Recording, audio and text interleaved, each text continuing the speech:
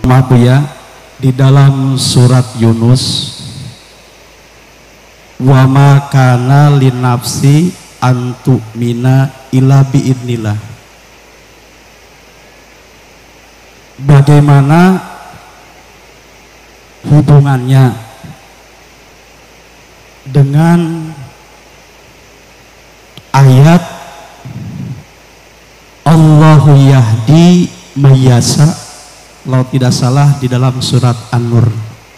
Bagaimana hubungannya atau bagaimana menggabungkannya ayat di dalam surat Yunus, wa ma kana linnafsi an tu'mina illa biidnillah, dengan ayat kalau tidak salah di dalam surat An-Nur, Allahu yahdi mayyasha. Terima kasih Pak Kiai. Dua ayat itu tidak paradok, malah sejalan. Jadi Allah memberikan hidayah kepada siapapun yang dikehendaki. Kalau Allah menghendaki ya dapat, kalau enggak Allah enggak ya enggak. Nafsu juga artinya jiwa manusia itu tidak mungkin akan beriman kecuali seizin Allah. Kalau enggak Allah enggak izin. Ya, artinya begini. Allah izin, bedanya izin dengan kehendak. Ya sama aja. Atas kehendak Allah, atas izin Allah. Tidak ada burung daun kering pun terjatuh ke tanah kecuali dengan seizin Allah.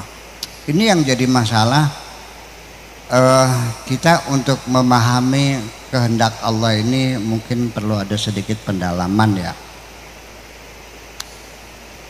Langit bumi ini dengan segala isinya dibuat oleh Allah, dimiliki oleh Allah, diatur oleh Allah, semuanya.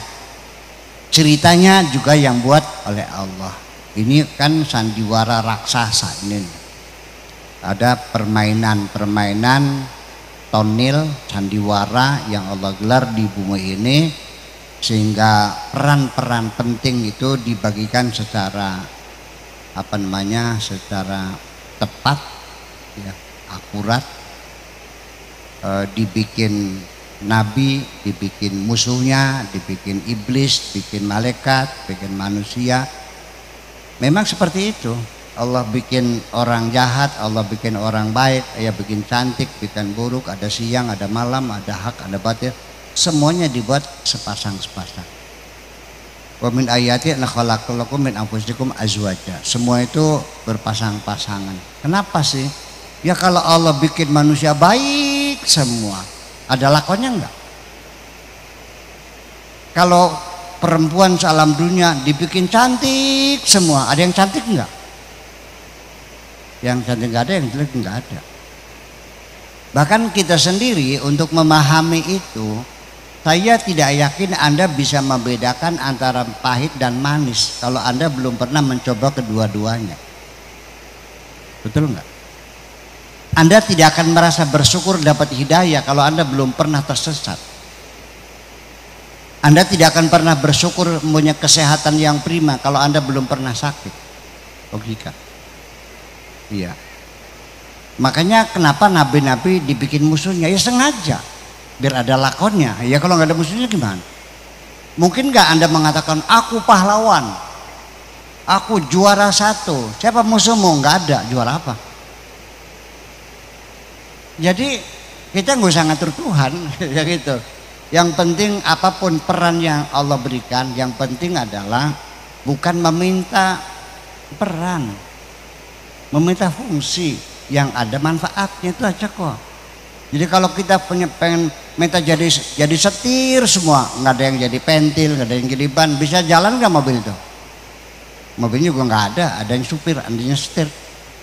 Berapa punya setirnya? 10. Bisa jalan nggak? Enggak dong.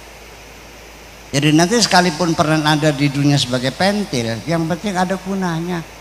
Padahal itu mobil harganya 2 miliar. Pentilnya berapa? 5.000. Kalau nggak ada pentilnya saya jalan nggak?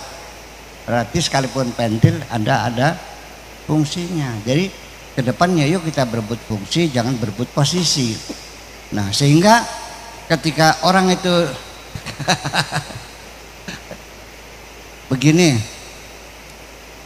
kalau kita bikin sinetron terus tidak ada tokoh antagonisnya, serem gak liatnya? Makanya Allah bikin Abu Jahal, kan lumayan buat cerita. Nanti di antara semua pemain dalam sandiwara itu yang mendapat piala citra itu siapa ya? Bukan sebagai raja, tapi orang yang bisa bermain dengan watak, yang bagus bermain watak. Jadi dalam hidup ini jangan mencari fungsi, tapi how to become the best actor. Bagaimana menjadi aktor terbaik, itu aja ini. Yang jadi camat, jadilah camat terbaik. Yang jadi danramil terbaik, berfungsi, itu aja persoalannya. Allah tidak akan melihat jabatannya, Allah melihat hatinya, itu macam itu. Nah, oke, itu satu. Ya, kita jangan bertanya kenapa saya kok dijadikan maling, nggak usah. Kenapa saya jadi kiai? Kan gitu. Saya juga nggak pernah minta jadi kiai kok. Haji Mustafa aja panggil saya kiai, saya emang enggak kok. Nah, begini. Ini di depan mata saya. Bapak-bapak percaya nggak sama Nabi Muhammad? Saya pernah ketemu di mana? Ada yang nyimpan fotonya nggak? Nyimpan rekaman kasetnya ada nggak? Jadi percaya dari mana dasarnya? Katanya loh. Katanya sudah 1441 tahun lamanya. Katanya sudah berapa ribu katanya nih? Apa Anda yakin semua nih katanya kan itu benar semua gitu? Kau percaya? Pernah Nabi melihat bulan dibelah? Pernah melihat Nabi Muhammad mukul batu keluar airnya? Pernah melihat Nabi Muhammad meres susu kambing kurus untuk ngasih minum 200 orang? Pernah? Enggak pernah kok. Lahirnya di mana? Di Mekah, sebelah mananya Lui Munding. Ya, tempatnya jauh, tapi percaya kan? Orang yang di Mekahnya sendiri tidak ada yang percaya, bala mereka yang ingin membunuh Nabi Muhammad kok.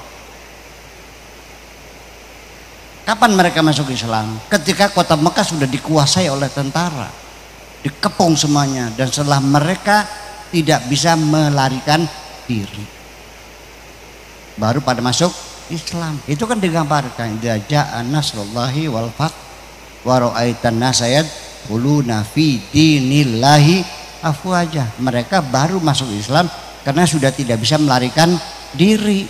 Betul enggak? Nah, ini orang Karangasem masuk Islam ini sukarela apa terpaksa? Orang Makkah masuknya terpaksa sukarela. Walau bagaimanapun, mau terpaksa ataupun sukarela, kedua-duanya tetap hidayah Allah. Satu melalui dipaksa, yang satu melalui sukarela. Allah memberikan ultimatum apa saja. Itiya tawan au karha qala ta'ataina ta'iin. Allah mengatakan pada alam semesta, tunduklah kepada aturan alam yang sudah kuciptakan. Qala ta'ataina ta'iin. Allah mengatakan tawan au karha, dengan sukarela terpaksa. Mereka mengatakan kami tunduk berdasarkan sukarela. Orang yang kaya disuruh oleh Allah anfiqu tawan au karha, secara sukarela itu terpaksa. Nafkahkan hartamu, pilih sukarela apa terpaksa. Yang sukarela ya mangga silahkan, masjid dibantu, madrasah dibantu, yatim piatu dibantu. Yang tidak sukarela akan dipaksa oleh Allah, bantu dokter, bantu maling, bantu penipu, ya kan? Cuci darah tiap hari, akhirnya melarat juga kok. Setelah melarat terus mati. Konyol kan? Ya anak sukarela dong. Ya kan, kita dihormati orang, dimulia. Betul enggak? Orang dermawan ngasih makan anak yatim. Kondangan duduknya di depan, nggak mungkin di belakangnya. Betul enggak?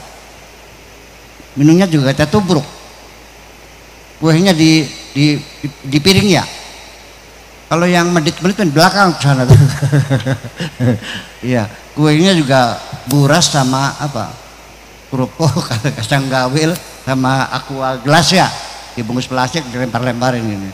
Nah itu, ya karena medit sih. Ya orang yang dermawan di depan kok. Semuanya saudara, dan itu hidayah dari Allah itu makanya. Jadi artinya kenapa orang yang tidak pernah ketemu Nabi, tidak pernah melihat Nabi, tidak punya foto Nabi, tidak melihat Nabi, tempatnya sangat jauh, zamannya sudah lama, kok percaya? Mereka yang ada sezaman gak percaya, itulah hidayah namanya. Innallaha yahdi man yasha wa yudhillu man yasha. Di sini ada nggak yang masuk Islam dipaksa? Gak ada. Yang dikasih duit ada nggak? Gak ada kok. Semuanya masuk sukarela. Jadi hebat mana orang Mekah sama orang Karangasem? Nah ya iyalah.